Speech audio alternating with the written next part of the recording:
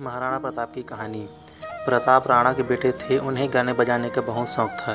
यूँ तो वो सदैव देशभक्ति की लय में रहते थे, लेकिन फिर भी लोग उन्हें कहते थे, तुम एक राजपूत घराने के भविष्य के राणा हो, यह क्या शौक लिए हुए हो। गाना बजाना तो चारणों का काम है, तुम्हें तबले या ढोल की नहीं, तलवार और बरछी की ताल सीखनी चाहिए।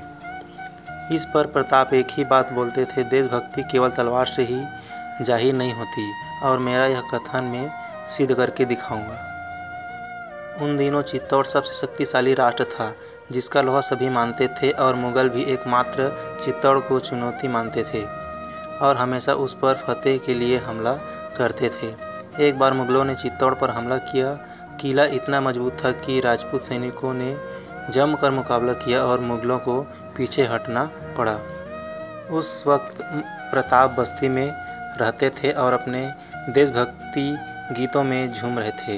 एक मुगल सैनिक प्रताप को पकड़कर अपने तंबू में ले गया, लेकिन मुगल प्रताप को एक गांववासी समझ रहे थे। प्रताप की आवाज़ बहुत सुरीली थी, इसलिए उसे गाने के लिए कहा गया और सभी जमकर बैठ गए, जिसमें सभी सेना के विशेष लोग थे। प्रताप को उनकी भाषा में गाने का आदेश दिया गया, लेकिन इसके पीछे मुगलों का एक मकसद था। मुगलों ने यह योजना बनाई थी कि जब वे गांव का चारण गाएगा तो किले के भीतर आवाज़ आएगी और उन्हें लगेगा कि कोई राजपूत मदद के लिए पुकार रहे हैं और वे दुर्ग का दरवाज़ा खोल देंगे। लेकिन प्रताप ने अपनी भाषा में ऐसे गीत गाए कि किले के सैनिक सावधान हो गए और सभी ने मुगलों पर तीरों की वर्षा कर दी। उस वक्त सभी बड़े मुगल वहां मौजूद थे, वे सभी मारे गए। अंत में प्रताप फिर अपनी देशभक्ति में लीन अपनी कुटिया को जा रहे थे, तब उन्होंने सभी को कहा, देशभक्ति केवल तीरों या तलवारों से नहीं होती, यह केवल राजपूतों की मोहताज नहीं होती, एक साधारण चारण द्वारा भी बड़ी से बड़ी जंग जीती जा सकती है। आज के समय में इसे जोड़े तो यही संदेश है कि देशभक्ति केवल सीमा पर जाकर ही नहीं होती, हर व्यक्ति देश के प्रति प्रेम रखता है, इसके लिए कोई फोर्स ज्वाइन करना जरूरी नहीं। हम सभी अपने कार्यों के जरिए देश के लिए काम कर सकते हैं, जैसे क्राइम को कम करने के लिए जागरूक हो जाएं, एक दूसरे का साथ दें, क्योंकि देश की धरोहर वहाँ के लोग हैं। अतः जब तक प्रजा सुखी न होगी, किसी देश की साख न बढ़ेगी।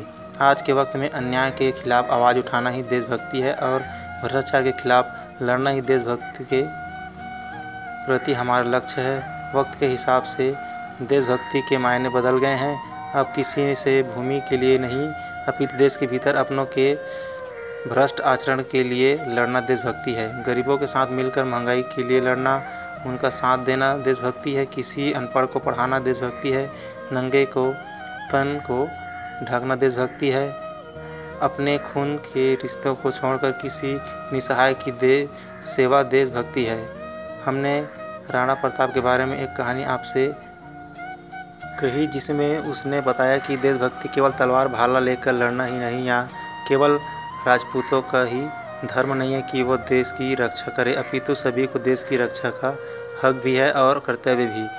इसको पढ़कर हमें जागने की ज़रूरत है कि हम मैं की भावना से हटकर देश के निसहाय लोगों का साथ दें। जरूरी नहीं धन से सेवा करें, पर उन्हें सही रास्ता दिखाकर उनके साथ खड़े रहें, उन्हें तकलीफ़ों से लड़ने के काबिल बनाएं।